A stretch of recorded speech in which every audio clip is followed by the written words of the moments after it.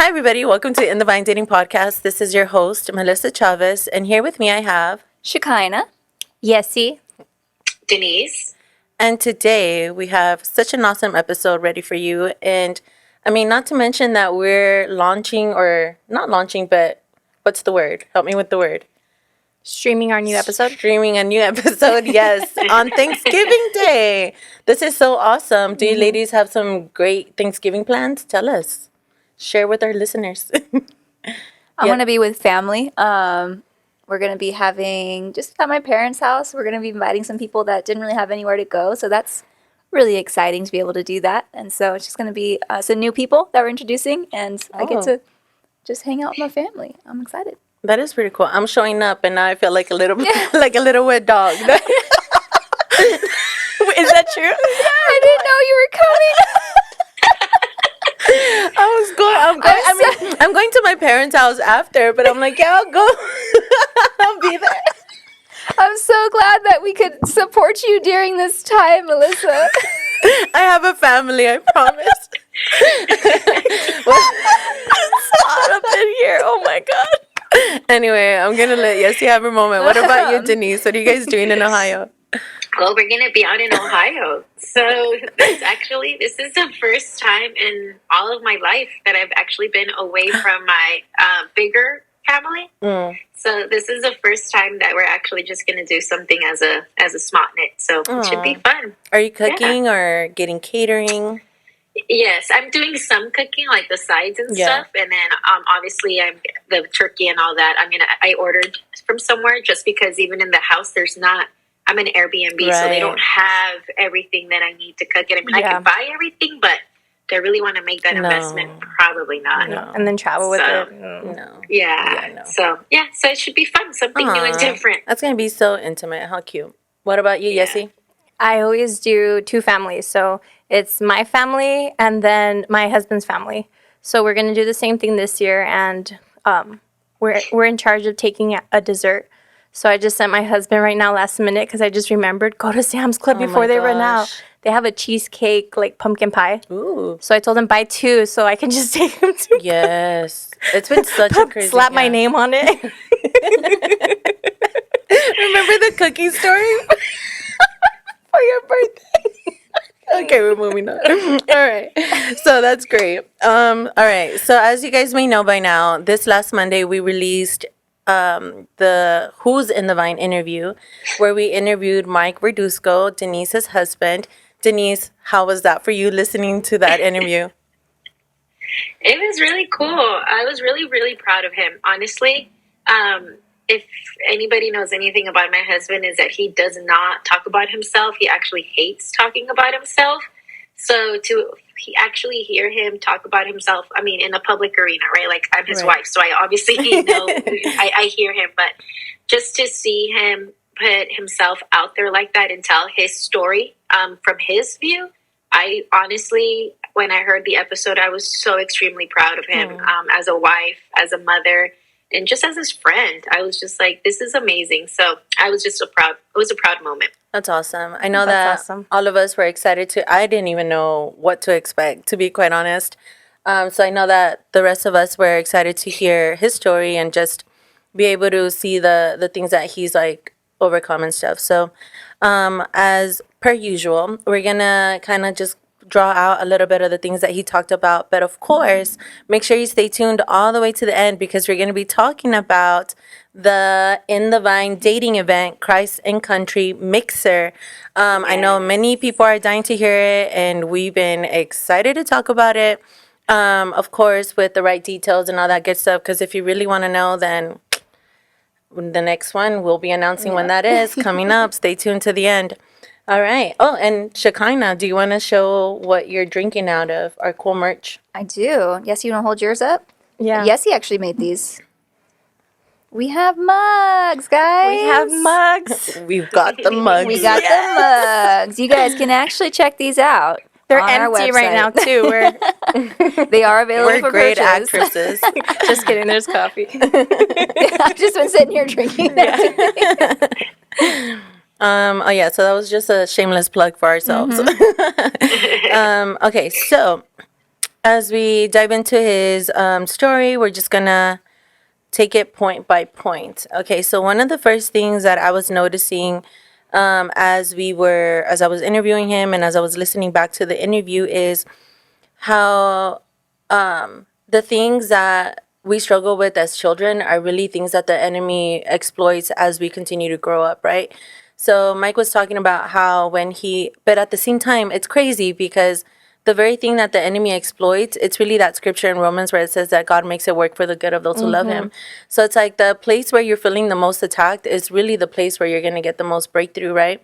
And so we can see that clearly with his story because how he was talking about how, he didn't feel like he belonged. And so I don't know if you guys have, I don't know if one of you guys posted it.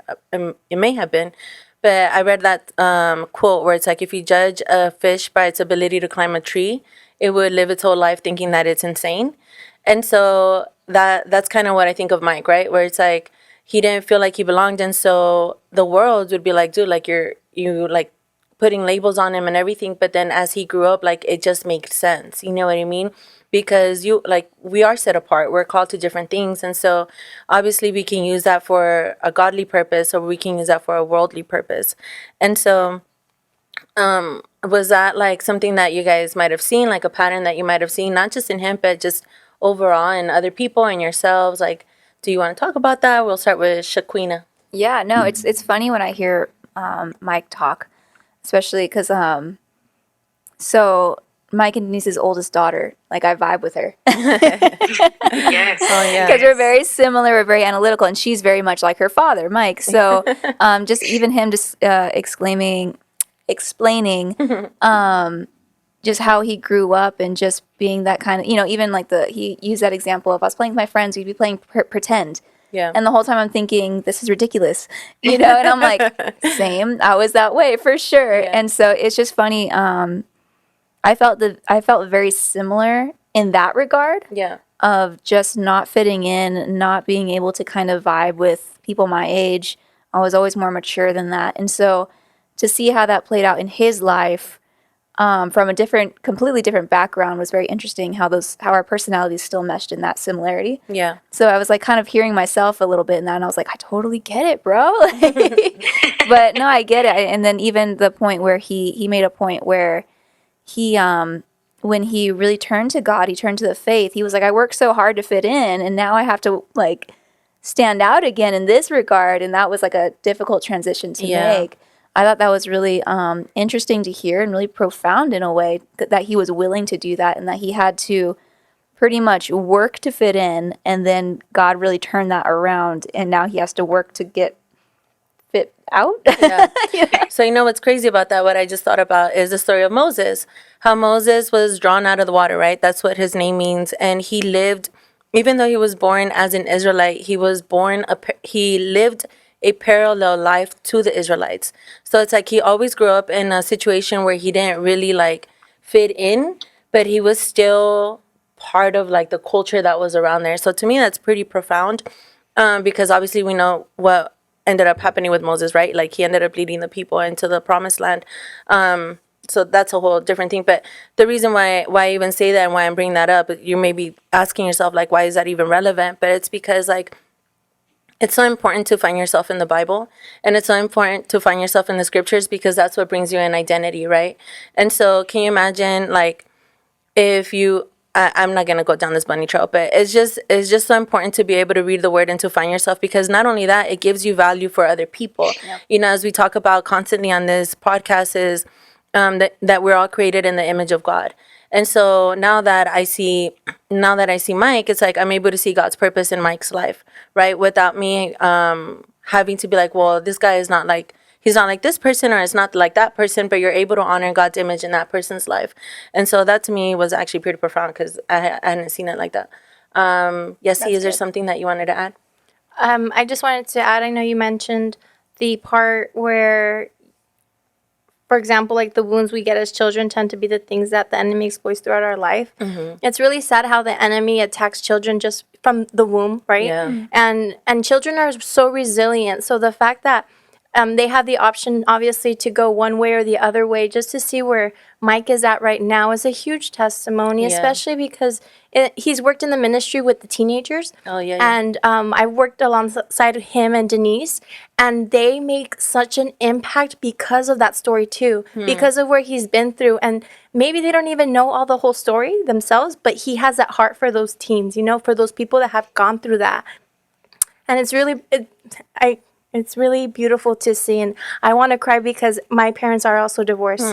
His parents were divorced at the age of 6, which blows my mind. I can't even imagine. My parents divorced at 15, and so hearing his story, I was like, okay, it was beautiful to hear it and see it, especially because I know his mom, and I've been with her, and we've talked about her struggles and how she's made sure she did everything for her children, and she told me the struggles and the games and what she would do to get her kids' mind off, and just to see him say his perspective, and he was like, you know what, that doesn't really matter.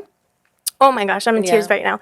I cried within 5 minutes, right? I sent that in the group chat, and it was amazing. And I also want to say that he did really well in his interview. I'm so glad he shared his story. I know he mentioned in the interview he felt kind of uncomfortable to share things, but I'm really glad he did. As soon as it was uploaded, my husband and I, because my husband admires Mike to the T, so he heard it and he's like, wow, I didn't know that about Mike. Wow, that's awesome. For him, that was a gift. I think for all of us, it was a gift to hear a glimpse into Mike's life. Right. I absolutely agree. Denise, I know that. I'm a hot mess. Thank you for sharing that. No, I think him releasing this podcast came with a lot, and I love what you said, Melissa. My husband has always been labeled, and till this day he's still labeled, right? It's something that he carries. But what I love is that, and you also said something about the outcasts or the misfits. And one of the things that the Lord really spoke to me at the beginning of our marriage was that we were going to be able to bring healing to a lot of families that felt like outcasts and misfits, and helping those families realize what their purpose and what their calling is. Because like you said, we're all so different. And it's it's not a one size fits all, right? We should all have the same foundational principles and morals, which I agree. But how we get to our destination and callings looks so different for everybody, based off the upbringings, based off of our past traumas, or based off or just our different scenarios. So just to be able to see the impact that he has with his story, it's honestly really rewarding, but it's also, you can see why the fight's been such a fight. You know what I mean? Absolutely. And so, so just to go back to what you're saying, it's just really crazy to watch unfold. Yeah, and we'll get to that later, but that's really beautiful. So the next point that I want to draw out from his interview is, which to me again was so profound, was when he gave a totally different perspective on what it means for men to do hard things. So in the podcast, we've been talking about men doing hard things as I don't know, doing the summit that Andre and A-Rob and Justin do, or going to work, putting in that kind of work. But Mike brought in a totally different perspective, and he was like, men do hard things. That means taking your infant daughter, your little daughter, and having a conversation with her about her feelings. That to me, I was like, dude, that's pure gold right there, because that is a hard thing for a man, for them to sit and be like, hey, and try to find a connection. Obviously, that's your daughter, there's a connection there already, right? There's a foundation there. But to be intentional and get to the heart of the matter, that to me is so profound. And so I know, it's so profound. So what do you ladies think? I'll start with Yassi. I think it's really profound that he stated that, because as a daughter, again, from a divorced family, my dad didn't have that communication with my mom. They didn't co-parent the best, if that's per se. And I still remember an argument my sister and I had. And I think I wore her shirt and she ripped it off of me. And my dad didn't know what to do. And he you could see it in his face that he thought me and my sister were gonna like kill each other. Oh my goodness. And you know how sisters fight. Like, you literally fight for like I don't know how long, and then after you're like, do you want to go get coffee? Yeah, let's go. You know, it's not a big deal. So when we were fighting, we were going really hard, you know, and my mom wasn't there. It was his weekend, and he tried his best. He tried to do everything, and we saw it, but we're just like, you're not my mom. Like, you can't connect with me that way. Yeah. And he actually was desperate. He called my mom. And again, they hated each other, or I guess didn't communicate well with each other. So the fact that he called my mom and she's like, just leave him alone. Trust me, they're gonna die out. And we did. We were like, Dad, just get over it. Like, we're gonna be fine. And then after, we're just like, Dad needs a moment. Like, let's go get coffee, right? But to know that, you know, when men actually step outside and want to listen to their daughters. Yeah. I mean, teenage girls over here, right? That's what we were. But little girls go through emotions too. Yeah. You know, they get sad because they have feelings and they're discovering their emotions. And now Dad has to discover new emotions because they're new, you know, they're his little girls. So the fact that he brought in that perspective of, you know, men do hard things and this is part of it. Yeah. That's an amazing role. And the fact that he shared that he does that with his toddler is amazing, because I can't imagine how his relationship will be in her teenage years. Yeah, and honestly, Denise, I think it was even profound the way that he said that it may have been something that he may have missed by going to work or something, and that you were like, hey, I think this is an opportunity for you to be able to step in. I think that is such a partnership. You know what I mean? Because in the Hispanic culture, I don't know any other culture except my own, right? I've seen women weaponize that misconnection and use it as a way for them to manipulate their husbands to even get attention for themselves, right? Where it's like, well, you're treating your daughters like this, you're treating your kids like this, like you're treating me like that. And so they use that as a way to deflect, or there's another word that I need, but they use that as a way in order for them to even cast their own stuff, project, right? And so To project. project. And so I just wanted to give you kudos for that, because I know that I'm sure that that's difficult too, right? Yeah. Where it's just like you seeing things and having to make the decision instead of being like, well, no, he should figure it out, versus, you know what, let me show him what to look for. I think that is a big deal. Yeah. And as I'm saying this, and you know, as a single woman, right? Because it is a dating podcast. As a single woman, I think that just shows me how important it is for you to be able to iron these things out when you're in the process of like dating, the process of vetting somebody, if this person can be somebody that can potentially be with you, or that you can be with, right? Like, is it somebody that you want to see grow, or is it somebody that you're gonna have resentment towards, right? And so I think that is just so profound to be able to see that reflected in a marriage, because it really shows like the quality things that we should look for in a potential spouse. Yeah. So do you want to comment on that, say anything about that? Yes, definitely. I think my mindset has always been, and I've said this from the beginning, is that when my husband wins, we all win, right? And so in understanding that I'm not in competition, like we work better as a team. And that revelation I received early on in my marriage, and I'm thankful for that. What I've had to work on is the delivery of my messages. And that's something that I can really credit Pastor Linda for. It's always like, it's not what you say, it's how you say it, right? And eventually, I know, hopefully we'll get into this later on, but in our podcast time, but my husband is a very alpha male, and I'm a very alpha female. So I really had to learn how to mesh those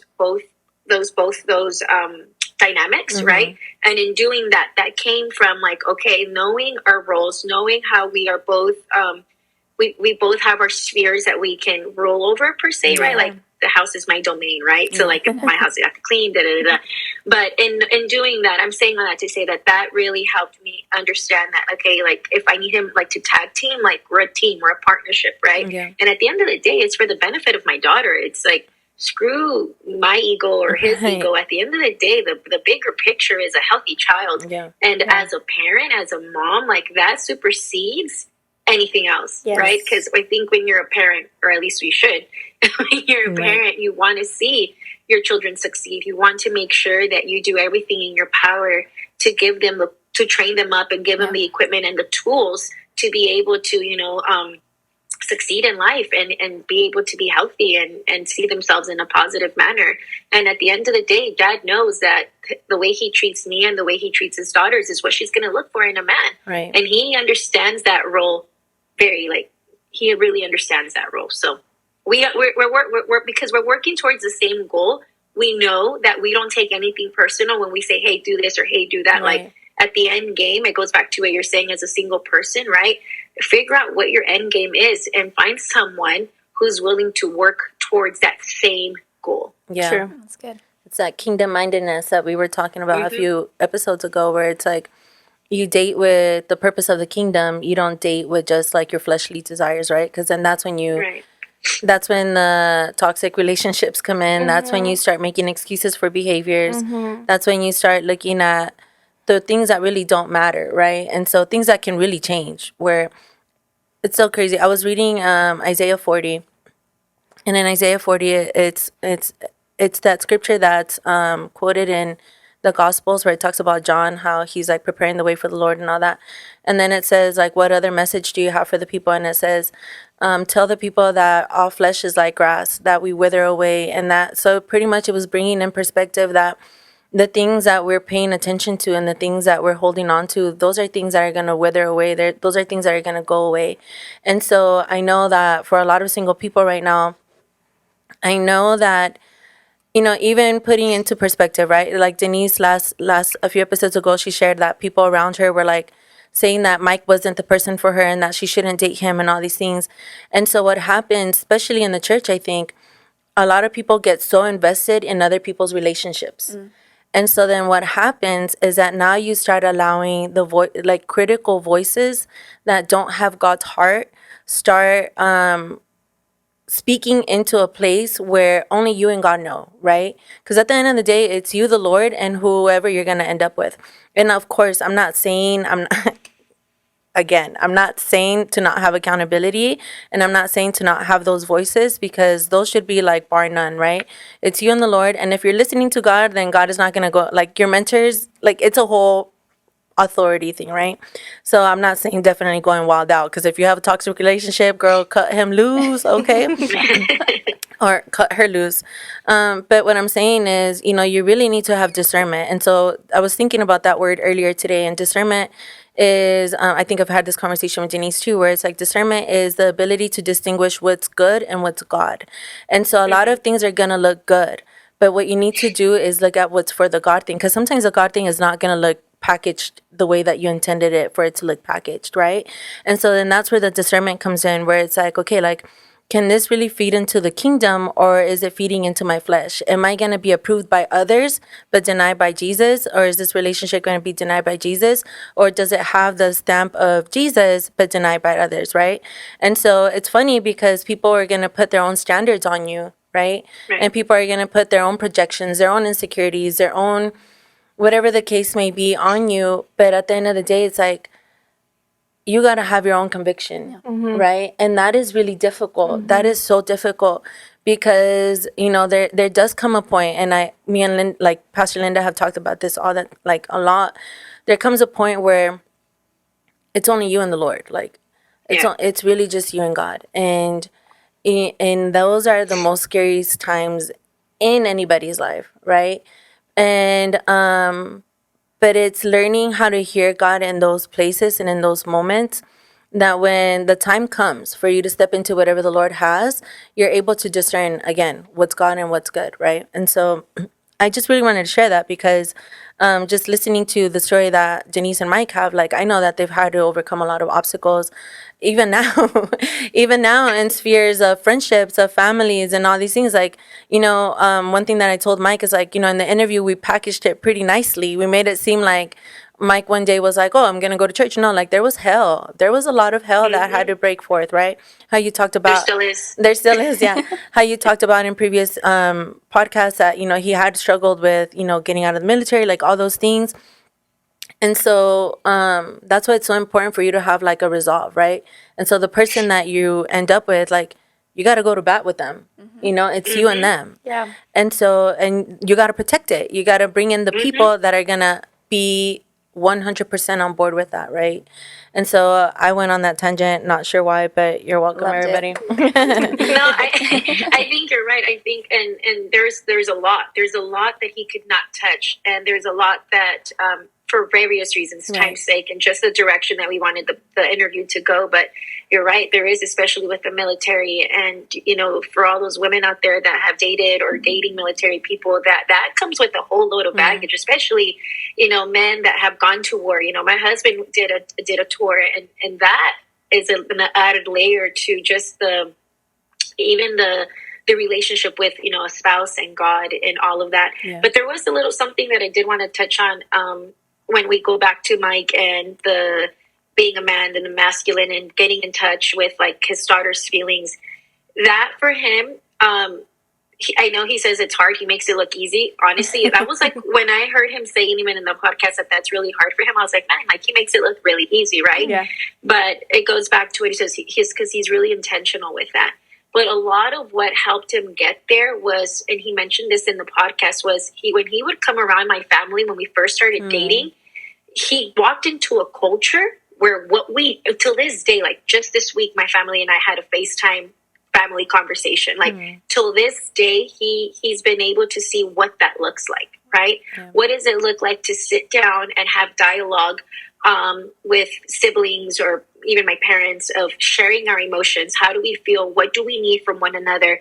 Okay. And not be offended, right? Like our siblings and I, like we can tell each other the harshest things and like, you hurt me because of this or you hurt me because of that. And at the end of the day, like, okay, I'm sorry, but we still love each other and we still talk. You know what I mean? And if there's times where we have to put space for whatever reason, like we'll do that until the stuff is mended. And so I think because he's been able to see it firsthand of how it looks like, he's not so afraid to do it because he knows that the outcome will produce fruit. Yeah. So I'm saying all that to say that if you're in a place where you're like, okay, what does that look like? I don't even know where to start. It goes back to what we've been saying. Get around, and we can't emphasize that enough, is get around a community, get around people that are bearing that fruit so that you can have a testimony to hold on to. Yes, absolutely. Yes, that's good. Absolutely. That's so good. What I love about Mike is that you can tell he is not a do as I say, not as I do kind of parent. He acts it out in front of his children. So I think it's beautiful to see how he was able to overcome the things of his past, the things in the military that affected him, overcome that and learn how to navigate that in his own personal life. And now he's putting it on display for his own daughters. And I think that's just amazing because to me, it's just continuously proving why we go through trial and how God shapes us is not just for us, it's about others. And in this sense, about his family. And so I think it's awesome. Like you said, when he said that it's difficult for me to communicate with my daughters in that way, I thought, you make it look so easy because I've seen it, he really is very attentive. And he's doing what I believe a true father is called to do, which is you teach your children how to deal with the hard stuff. Not just get over it, not just rub some dirt in it, but how to actually put steps into place so that they can actually deal with it in a healthy way. I absolutely agree. Yeah. And I have to bridge that because it's absolutely phenomenal. I remember me being coming from being a daughter from a man who definitely has tried to talk about emotions and things of that nature. Like, definitely give my dad those kudos. But I remember there was one thing in particular, and I was really struggling with that. And I remember I was sitting in my room, and the Lord all of a sudden told me, he's like, because, again, men in my culture, what they do is do as I say, not as I do, as you said. And so then I remember those words just kept going over my brain. And I was like, but that's not, it doesn't seem right. And so then all of a sudden the Holy Spirit prompted me. He's like, it's not right.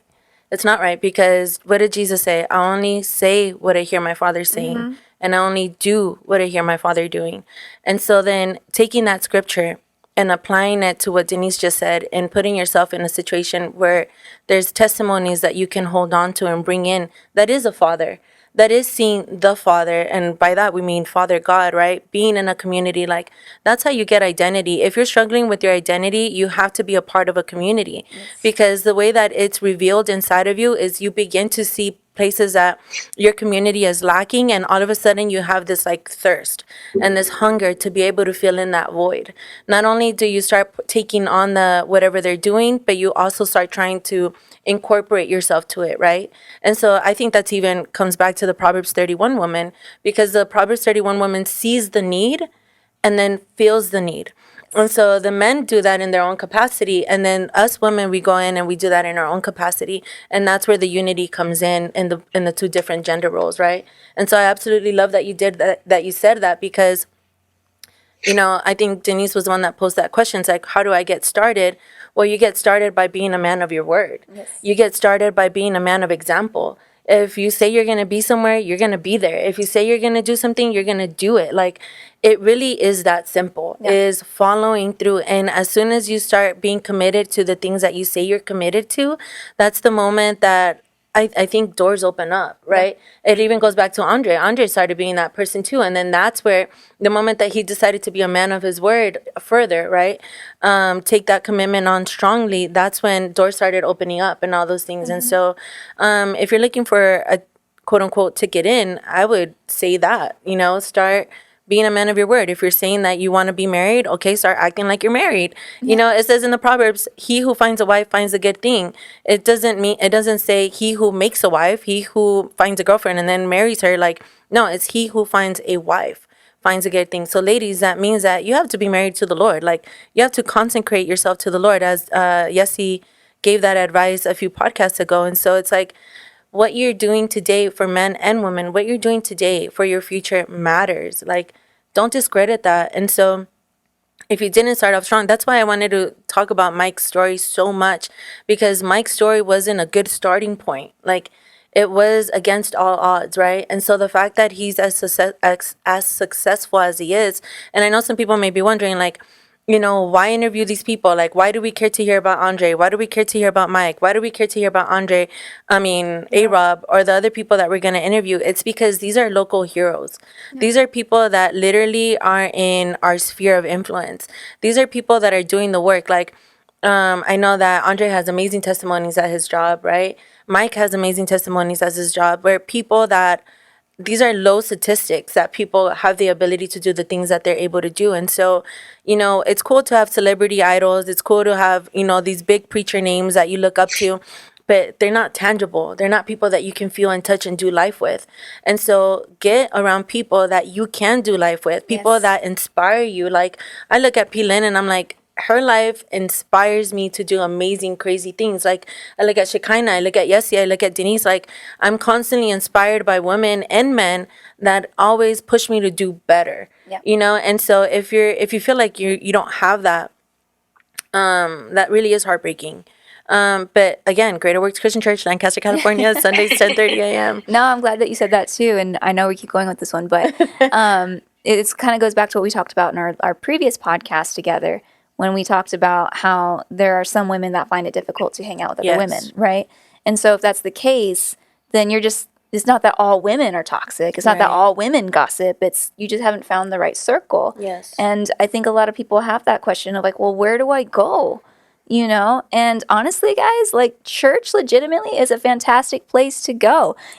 Heck, even if you're not saved, if you don't believe in that, you're literally, no, really, like, you're going to, heck, I just clicked. Thank you. Oh, heck. It was like what is it? Don't suck.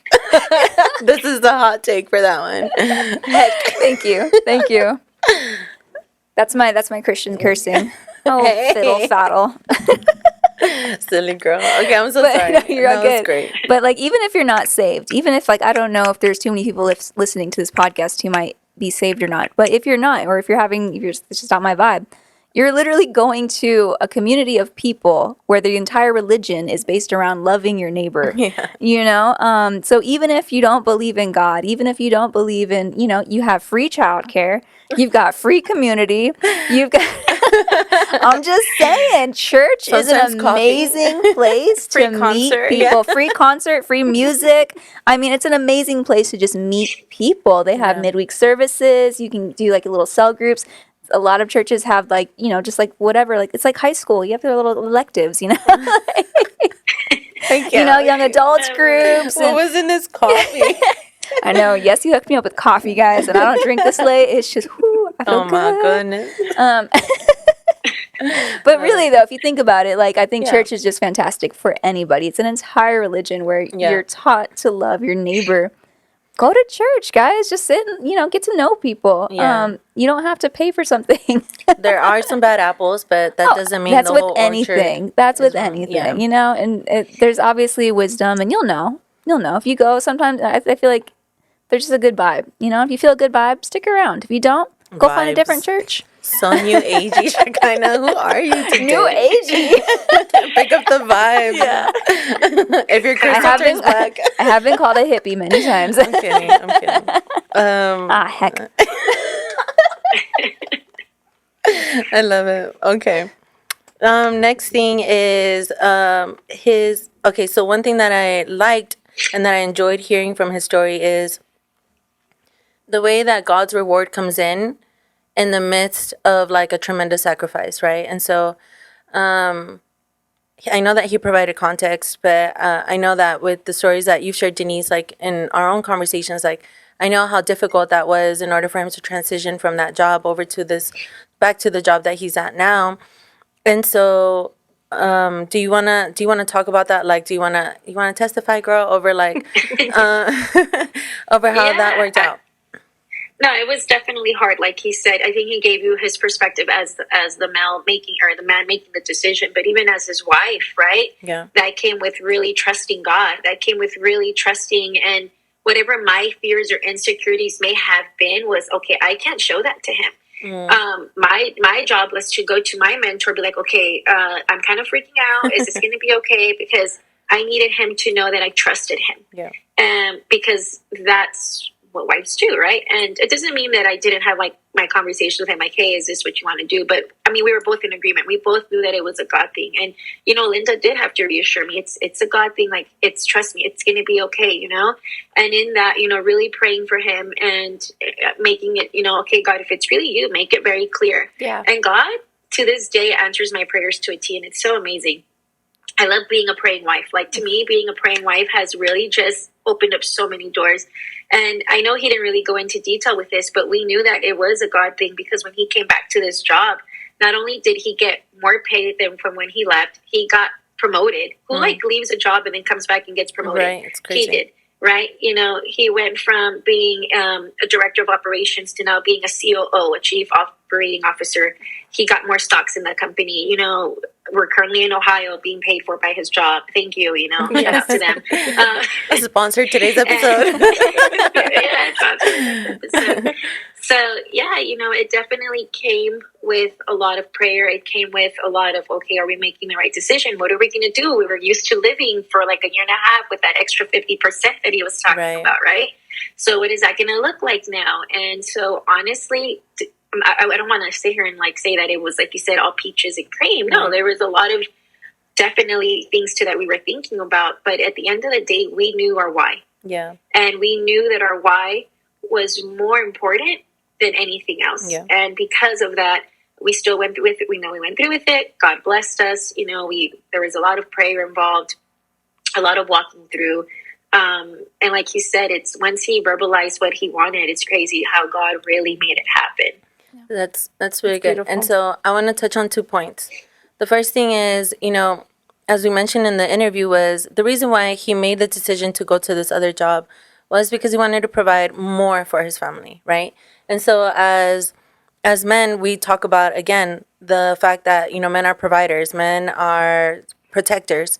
And so what's crazy to me is how the enemy will come in and exploit that. Like, when a man is in his calling, the enemy will like literally make you go into the depths of it, right? To the point where it's off balance. And so that's crazy, because the enemy can come in and just be like, well, you're doing this for your family, like it's fine, but at the same time neglecting your family. And so, Yessie, I don't know if you want to talk about that. Like, what does that speak to you? Sorry, I don't know how to specifically pose the question, but I just want to give props to Denise in saying that she loves to be a praying wife, because that not only obviously blesses just her family, but her husband's able to do what he does because she does what she does. Yes. And so it's amazing. And I know that Denise has always been like this. I mean, at least since I've met them day one. So thank you guys for being such an amazing couple. And, you know, you guys are an amazing power couple. And us who are, you know, seeing you guys, we grab from that too. So thank you for sharing that. I think it's amazing because what Mike and my husband have talked about is it really worth it? Working all these hours and you're missing those moments with your child. Yeah. Those moments you don't get back. And like he said, he would have missed out on some of these little things. And as a kid, those are the things that you remember. You know, just remember like, oh, I would go to my dad's office and I would play and do these things. And those are the things that you cherish. And as I see my husband, he loves these moments. Like the days that he's able to stay in a little longer, he just like stares at the baby and, you know, wishes she would stay that age forever. And he really says like, he goes, I love my job because it's given me the ability to be with you guys way more, you know? And I see that in Mike. Like ever since he made that decision, you see a difference in him. Yeah. You really do. Yeah. And you see, like he said, he started noticing a difference in his children.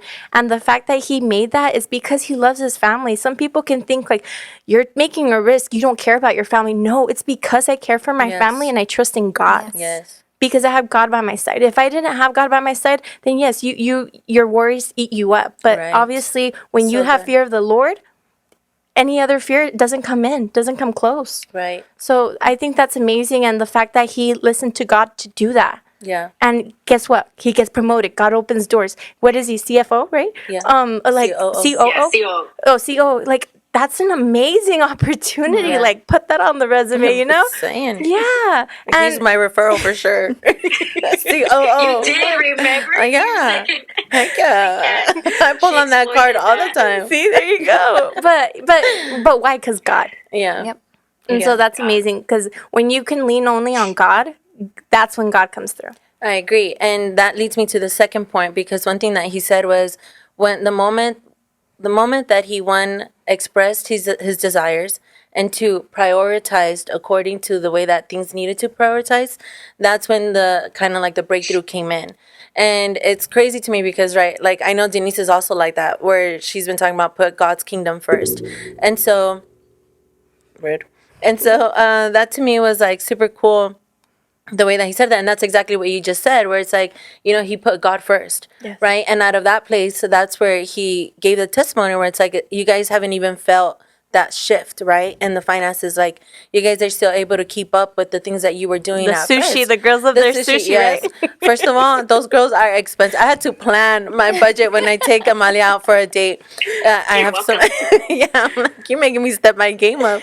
I finally stepped foot in a museum in like 20 years because of that little girl. I love her, miss her.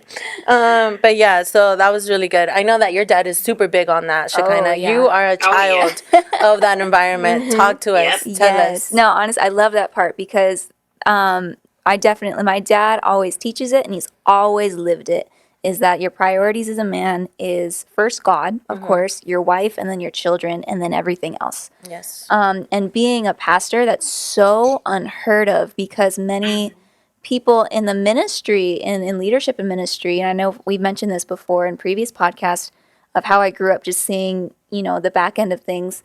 That's just not heard of. You know, a lot of ministers will place their work in ministry as if it's God itself.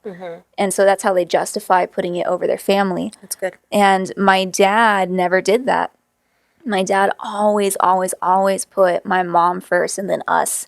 And together they worked on putting us, you know, first, if that makes sense. Yeah. And so growing up with that, we didn't have it all. Like we were probably lower middle class growing up, you know, but I didn't care. Like I didn't notice it. I didn't care. My dad was home and he played with us. And those are the things that I remember growing up. I remember my dad would take us out as well on little dates. Like my sister and I, we'd go out on little dates and he would teach us. He'd open the door for us. We'd get all nice. Like, I loved him because I'd get all perfect and, like, have my mom do my hair and my makeup, and I was so excited. Cute. And I loved those times, movie, dinner, and we were expensive too. My dad's I'm thinking, sure. yeah. My dad's over here thinking, my dad would always say, wherever you want to go. And he's thinking McDonald's or something. And we were just like, Red Lobster. All the nice restaurants. But I loved those moments with my dad. And he had the opportunity of working overtime. He had the opportunity of providing for us more financially. But I'm so, so glad that he didn't. He had the opportunity of, there's one particular story I'll tell us. So my dad was very involved with each of us in our different passions. My older brother and I are very artistic, so my dad took art classes with us. My brother Sam loved video games and was in football, so he coached my brother's football team and played video games with them. And then my sister was very athletic and very adventurous, so he went backpacking with her and also coached her teams. And so my dad was very individual with us and made sure that he was a part of what we enjoyed. That's so good. Which I think is amazing. I loved it, honestly. And so, I love that. Yeah. And because we were all so unique, I mean, it would have been easier if we all had the same interests. But anyway, he promised my sister to take her out on a backpacking trip. And he had to postpone it for some reason. And the time was coming up, and he got invited to, like, this big pastoral meeting. Like, all the big name televangelists were going to be there. He had his opportunity to shine, to shake hands with some important people, but he turned it down because he promised my sister he was going to take her backpacking, and he already, like, rescheduled once. He wasn't going to do it again. And I know that I think my mom was the one that actually told us that, because he didn't say that. And like, we loved that. Honestly, growing up in that environment is just such a blessing. And I till this day, I have an amazing relationship with both my mother and my father because of that. And I used to think, because we grew up in ministry, I grew up around a lot of children who didn't have parents who were still married or came out of abusive situations, and then I also saw those same kids growing up and becoming adults and having these amazing testimonies. And for a time, I didn't think that I had a testimony. I never talked about my upbringing because I just felt bad. I was like, I don't want to be bragging about it. Like, you know what I mean? I didn't want to brag. I didn't want to make it seem like I was trying to just, like, one up everyone else's experience. So I never talked about it. But then one young man in college wasn't actually talking to me. He was talking to a friend of his. I just happened to overhear it. And his friend was talking about how he had a very similar experience to me. He grew up in a very loving Christian home. Both parents were married. And he was like, I don't like talking about it, though, because I don't feel like I have a testimony. I don't have that big moment where God just showed up in my life and changed everything around. And how can I minister and help other people? And his friend said something so profound in return, is because the person he was talking to had a very abusive past, and, that his big turnaround story, amazing testimony. He goes, honestly, your testimony is more appealing to me than everyone else's, and I'll tell you why. Because when I hear that you grew up in a healthy household and a godly home, I see that it's possible. I see what I can produce for my family, and I see that I don't have to accept a lifestyle that is quote unquote normal for me. Right. I can produce something else. And when I heard that, I was just like, oh, like it blessed me, and God used that moment to bless me, and he didn't even realize it. But ever since then, I started putting more into practice of saying, no, I did grow up in a really good home. I grew up with great parents, and they were godly, and I get to be an inheritance of what they came out of in their own lives. Yeah. And I want to be able to produce that for my children and then their children. I want to be able to show God's glory and grace and how it can operate through the generations if you just prioritize God's will above all else. Which is exactly what Mike was talking about. Yeah. Exactly what Mike was talking about. And like you said, like that man that was talking to that guy, where he's just like, that's more appealing to me. That's what was appealing to Mike. Yeah. That's what got him into the church, because he did say, like, I had a plan that I was going to have like 3 baby mamas and by the time I was 30. Because he thought that was his normal. Because he thought that was his lot in life. But then he heard the testimony. He saw the testimony of, Denise's family or Pastor Abraham's, like, and that's what became more appealing to him. And so to me, that's so profound that you shared that, because that is huge. Like, we look at your life and we're just like, dude, like, that's awesome. You know what I mean? Because it's also, we're like, okay, if A-Rob and Peelan have said these things, it's because they've seen the fruit. And Yes. that's what allows us to trust them the way, we see it. And that's the reason why we're able to trust them the way that we do, because we I was literally roommates with their testimony. I love that you say that, and I love that you shared that, Shekinah. I think that's really beautiful. I've never heard that story, so that like made me cry. So I had to put mute, and I'm all like, sorry guys if you guys hear me like sniffling. I'm trying to mute. I'm a hot mess, but I think that's so profound. And even how your dad was really like intentional and purposeful with each personality, right? Because that's something that we have to do as parents, and even God does with us. So I think that's a beautiful picture.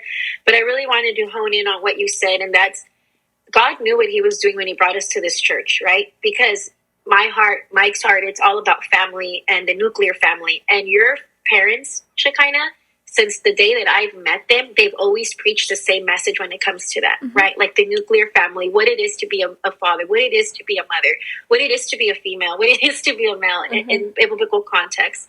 And so I even called Linda the other day and I was like, Pilin, I just want to say that it's really cool to see how all these other churches and pastors are like finally coming out and saying the message that you guys have been saying when it comes to the family dynamic, right? And what, like, the God's order, like for them to finally be preaching it. I was like, we've been ahead of the game thanks to you guys, right?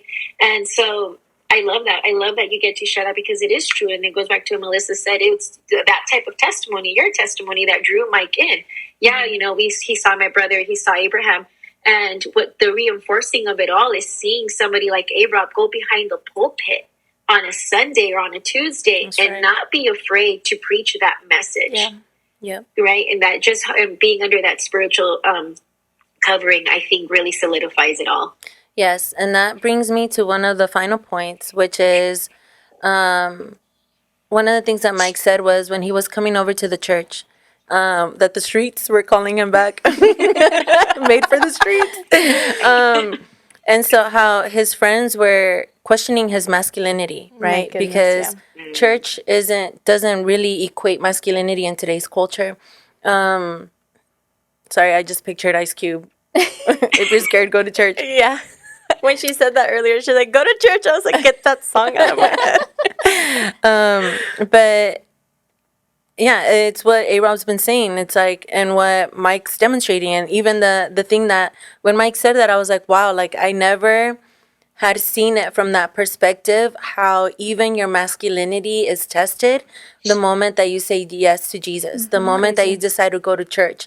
Because as a woman, like, it was easy, right? It was an easy transition. Like, it was, I mean, the church is, I'm not going to go on that rant.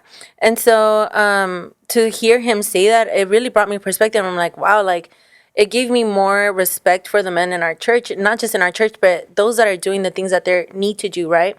And I remember, like, even seeing how there's like prominent preachers that are gaining headway right now because they're being bold in that way. They're saying things cut and dry. And I think it's because we're just so over listening to the nonsense and the fluff, like, and because Jesus was never that. Like, Jesus never, for example, there's a story of the man that was paralyzed. Excuse me. He was paralyzed, and it said that he had been paralyzed, I think it was definitely over 10 years. And so it said that every so often, about a certain time of the day, that an angel would come down and he would stir up the waters. And so then whoever got into the pool first would be the person that received their healing. And so it said that when Jesus walked into the space, like, he asked the man, like, what do you want, pretty much? And so then the man was like giving him all these excuses and blah, blah, blah, blah. And Jesus just healed the man. He didn't take him to the side and say, hey, this is what's going on with you. Hey, this is what you need to do. These are the steps that you need to take. I'm not saying that there's not a time and place for that. But there was Jesus, in his authority, in his manly, God-given authority, came and brought the answer to the situation. And that's why the church right now is experiencing a lot of weakness, because men are not taking their rightful place and saying, hey, this is what you need to do. These are the steps that you need to take. Here's your deliverance, right? And so to me, that was super profound when he said that. And so I know Yessie, I know that your man's is big on masculinity and just about those things. So what do you have to say about that? I've seen a lot of growth in him because I've seen him obviously in the beginning, and then I know even Mike has helped toughen him up. We have little inside jokes. I won't say it on air. I'm sure they appreciate that. Yeah, but just to see him be around and surrounded and at church, because you can obviously grow masculinity if you go around like real men anywhere, right? Yeah. But to see the godly men, that's different. That good. transforms deep. You know, the word transforms deep. And just to see these men serve, the way that they serve their wife, they serve their families, that's what influences. So something that we're talking about is how you really interact with your children, right? And Yeah. how you prioritize your family. Like that is, since we're a dating podcast, that is something that you need to ask. Yes. Possibly, like if that's a person that you want to date or court, I'm sorry, you want to make sure you ask, like, what do you think about this structure? God first, wife, then family, right? Yeah. Your Yeah. children. Because that is going to obviously, if this guy's like, you know what, it's all about work, work, work, work, work. I'm a workaholic, and they're proud of that. Then you're like, okay, this person needs a little work, you know. But if this person's like, you know what, I really value family, then that's different. Yeah. That's something you can work with. Obviously, you can work with the workaholic if they're willing to change that. willing, yeah. But it's just something that you really want to make sure you ask. If you value family, you want to make sure you're with somebody that values family. Yes. That's a big question to ask. Yes, absolutely. So we've been going at it for almost an hour, so I kind of want to transition to the event. But the last thing that we want to touch on is his advice to single mamas. Just because that was so profound. You know, just again, how Yessie touched on listening to his experience as the kid, right? Listening to that experience, I think, was probably very healing to a lot of people that heard that in the right. Even his own mama. Even his own mama, yeah. She was all over social media. She was She's all proud of sharing her. it, yeah. She's proud. She's a proud mama. I love it. She's gonna get the soundbite tattooed. That actually, from my understanding, that was the first time in all their life that she's ever heard his point of view from this whole. Wow, Mhm. that's crazy. That was the first time she ever got to hear how he felt about everything. That's amazing. We're not crying. You're crying. I cried. I cried earlier. Yeah, it was. I cried messaging her. She's like, I'm still crying. I know it. And G Mama on her own right, like, deserves so much accolades and so much honor that it's just eternal impact for sure in so many people's lives. Yes. And so to hear, that's why I wanted Mike to say that, like, his advice to single moms, right? And because not just single moms, but single parents in general, because there is such a sacrifice that you guys have to endure and that you have to go through. Like, it's literally just you, right? And I know that there may be, some of you may have like support with family and everything, but at the end of the day, nobody feels the weight of your choices the way that that you do and that your kids do. And so adding to that story, adding to what Mike said about, you know, don't worry so much about the things that they're lacking, or that you cannot give at the moment. Just worry about being there for your kids, like making the memories for them. Those are the things that they're going to remember. And it just reminds me of the story of Hagar, where she had to, in the Bible, in Genesis, there's a story of Abraham and Sarah and Hagar and her son. And so it was Abraham's decision to have, no, Sarah's pushing to have this son, right, from Hagar, in order for a promise to be able to come about. And so Abraham, I'm sure, with his sheepish agreement, said yes, right? And so then this child was birthed, and all of a sudden this child was despised by his environment. And so then Hagar was kicked out of the camp, and she had to leave, and it came to a point where she was like, well, there's nothing else for me to do at this point. Like, I'm going to let him eat what we have left, and we're just going to sit here and we're going to die. And then all of a sudden the Lord appeared to Hagar and was like, hey, like, I pretty much telling her, like, I've provided a way for you. Ishmael is going to have his own kingdom and all that good stuff. And there's so many different teachings that we can come out of this. But in that moment, Hagar was like, wow, like, the God who sees me is here in this moment. And so for all the single parents out there, like, there is a God who sees you. There is a father to the fatherless. There is a husband to those that have been rejected. There is that provider. There is that person that is there on your team. And so I know that it's very difficult to accept that because it's not tangible and in the way that I can touch Shekinah right now. But it's more real than the way that I can touch Shekinah right now, because it transcends human emotion. It transcends human capabilities, limitations. And it kind of goes back, Denise said a long time ago that she tries to instill in the girls like the fear of the Lord, right? Where it's like, she's not going to be there all the time. Mike's not going to be there all the time, but God is. And so instilling that in your children, that God is there, is probably the biggest inheritance that a single parent can ever do for their children, and teaching them how to advocate for themselves before the throne room of God, right?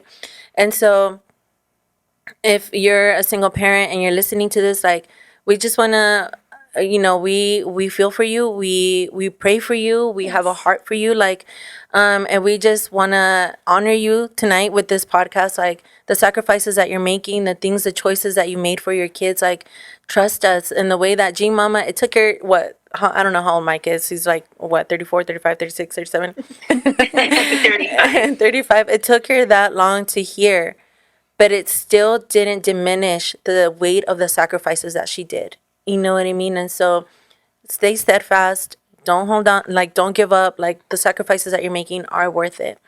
And so with that, we're transitioning over to the event. My eyes are all crying. All right, let's go. Yeah, let's take a moment. Yeah, so that's the end of that. So now we want to talk about Saturday. Wow. So much fun. There was a point where I was dying of laughter. Yeah, you were almost on the floor. She replaced me too. Yeah, no more best friends. One of the goers was so freaking funny. Yeah. So funny. I almost threw myself on the floor, but my stomach hurt from laughing so much. Yeah. Yeah. If you're listening to this, I was serious about that coffee, okay?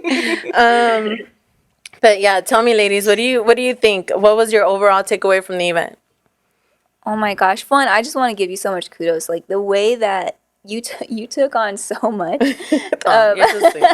No, really, like, it's a gift. I remember just like looking at everything. Everyone was enjoying their time. Everyone had enough activity, but there was no overwhelming, no rushing, no. You planned it out so perfectly. The games, the get to know yous, the icebreakers. It kept everybody talking, everyone engaging, everyone was participating, doing the same thing. Nobody was put on blast. Like, it was all, you made it very equal. And I could tell so much prayer went into this. I mean, obviously so much prayer went into this, but it really showed. Yes. And that you operated in the Holy Spirit on this one, because just watching everybody engage, I was so excited. I was so happy. It just flowed. And so for you to take on the activities and the layout and just, I remember you were freaking out. I was dying inside. She was dying inside. I know. But I'm cringing even hearing Oh this. my goodness.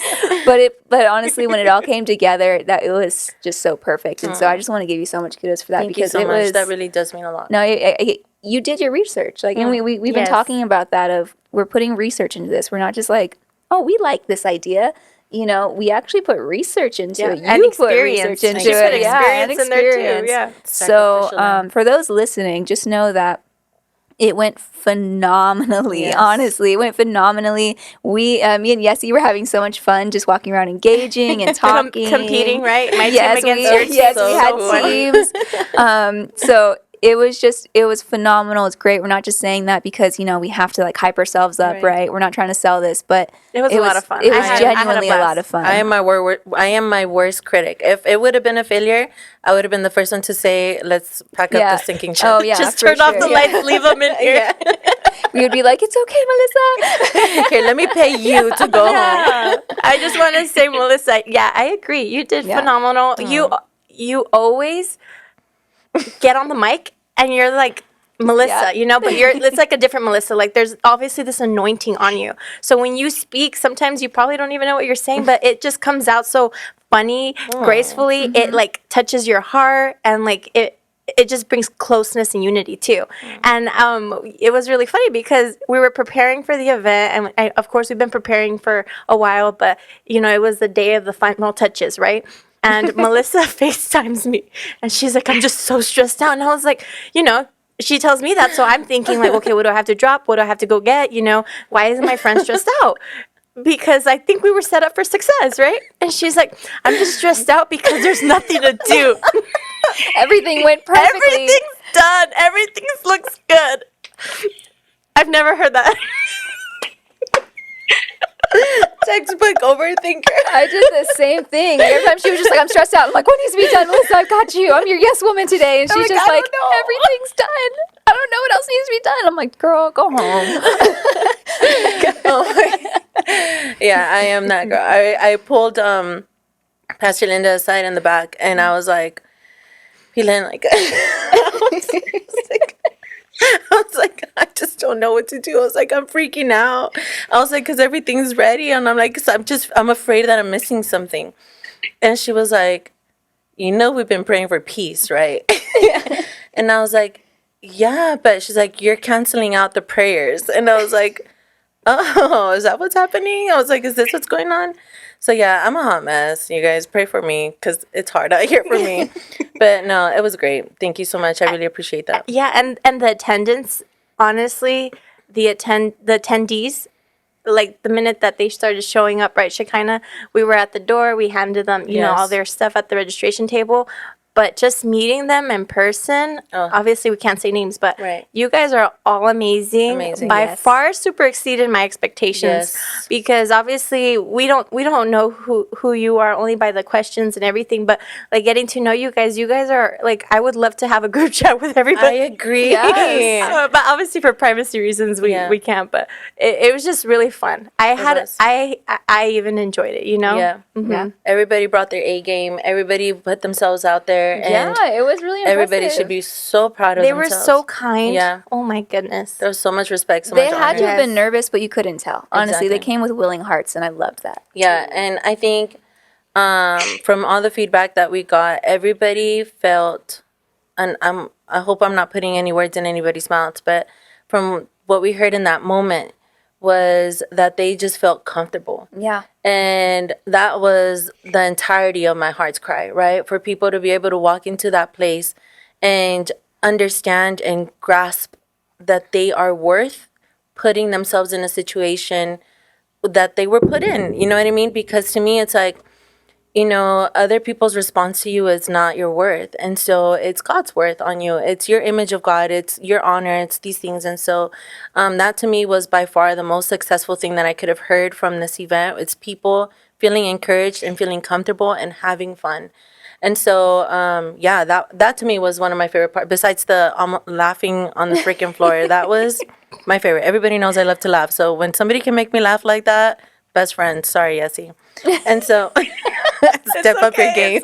Step up your game. No, I'm just kidding. But it was so much fun.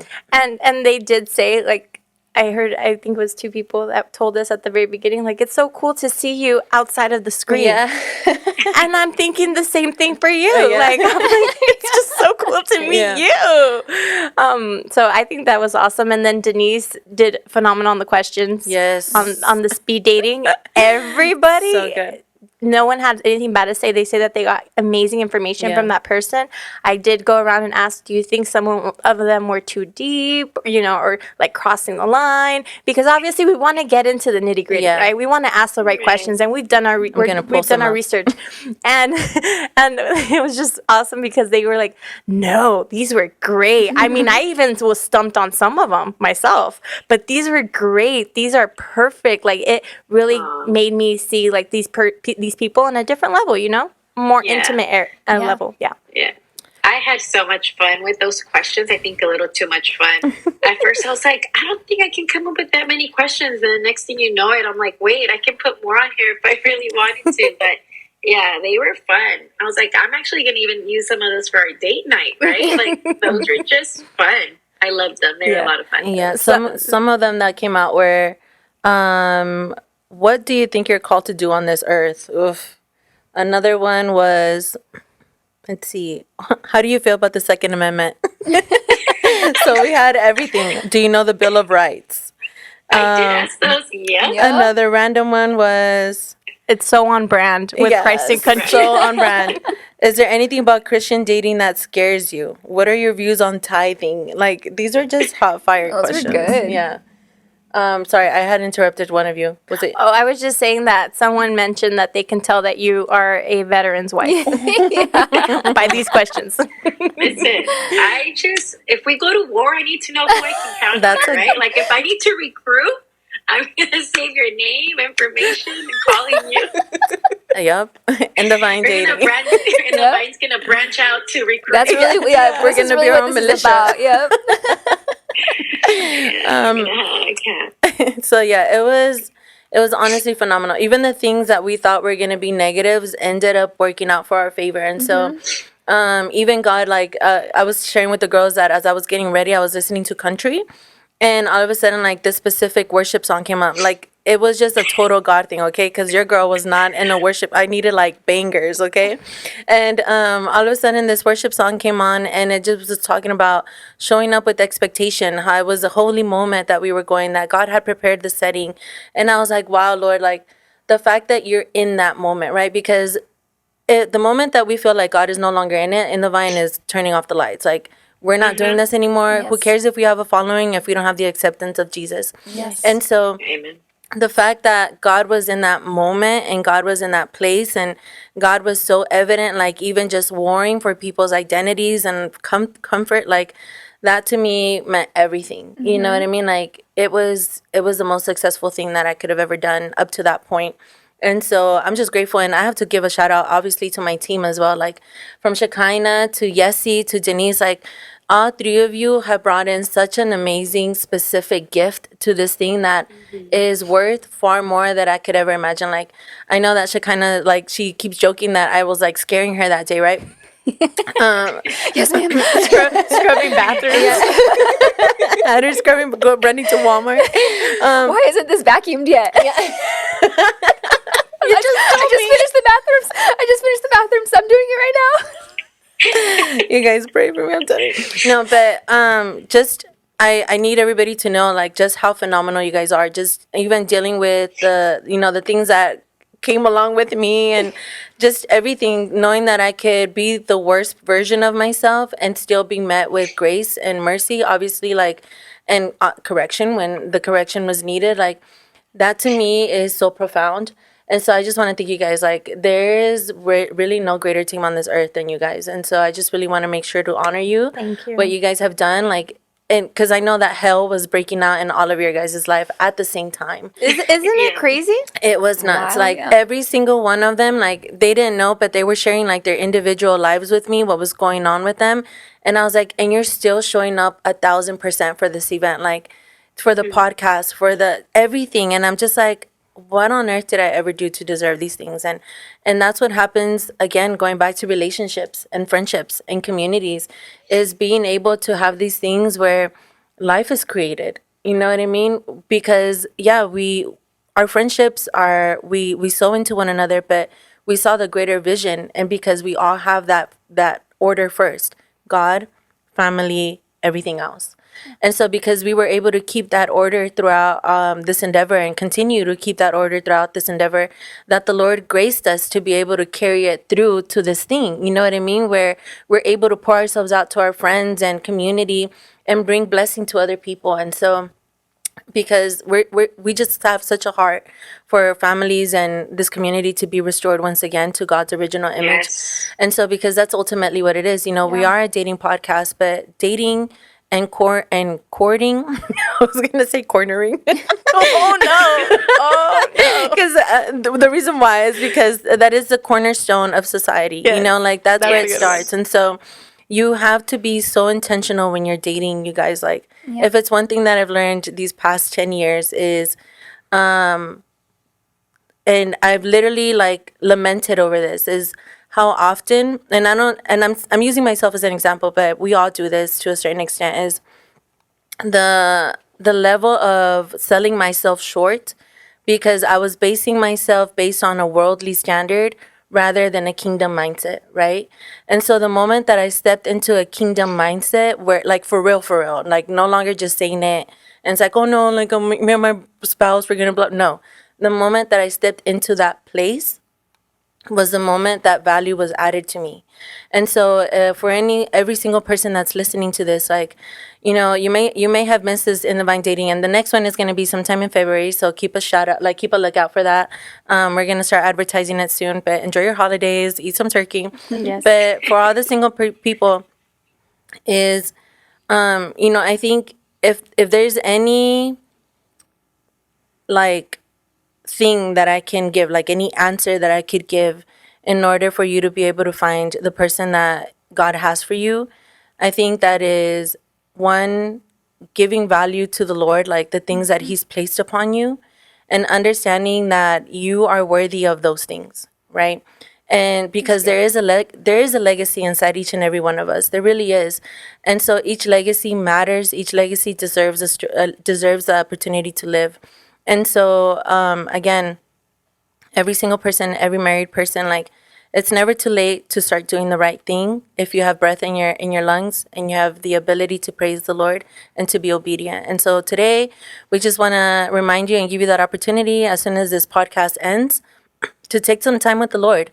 If you feel like you haven't done things correctly, if you feel like, that you haven't honored yourself or haven't honored others the way that you should have, it's so simple as turning yourself back to the Lord. Repentance is such a beautiful thing. I don't even know how we ended up here, but it just feels right. So in Divine Dating, we're here for you. We're here to support you.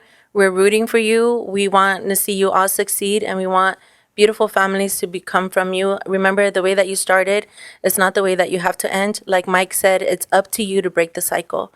And you really have the authority to break the cycle. As Yessie said in one of the podcasts, our leaders are really big on their ceiling being our floor. And so that is what's possible for you today. And so we just want to thank you for tuning in to In the Divine Dating Podcast. Enjoy your Thanksgiving. We're so grateful that you shared maybe like an hour and a half. I don't know what this is going to look like anymore. We're going to get shorter, I promise. But we're just so grateful for your time. Like, time is currency.